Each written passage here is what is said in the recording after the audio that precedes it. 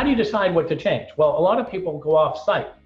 So you can imagine an executive off-site, where the leader and the top team will go off-site maybe once a year, sometimes twice a year, and say, okay, what needs to change? We'll collect some data, go up, analyze it, organize it, put it up for review, go through a set of steps as indicated by this activity at the off-site, and come up with a list. And here's our list right here. And what we imagine is that over the course of the year, good things will happen. We'll have a lot of activity, and the benefits of these initiatives will be realized.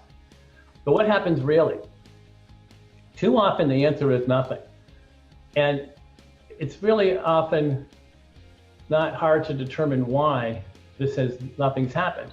You can read a lot of books about why it doesn't happen. Cotter's Forces of Change, the why things don't change, after studying thousands of change initiatives, why they don't change. There's plenty of good reasons.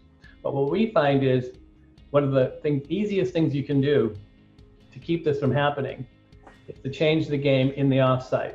So right here, there's some things you can do to increase the odds that stuff will happen here. And first of all, you say, okay, you've come up with a list. There's a lot of rich thinking that's gone into coming up with this. Why are things, how are things, why is that not good? What do they need to be like? What are we gonna do to get there? So what we do is say, let's come up with a systematic way of telling that story and put that rich thinking around the list. So it's not just a list.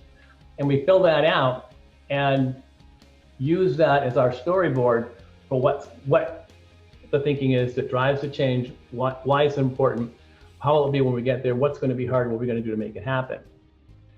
And we ask in the program, each team that we're working with has a business and a change they want to make, and they put together this story for their team and their initiative and review it with others in the program, and then ultimately with outside reviewers. And even that's not really enough.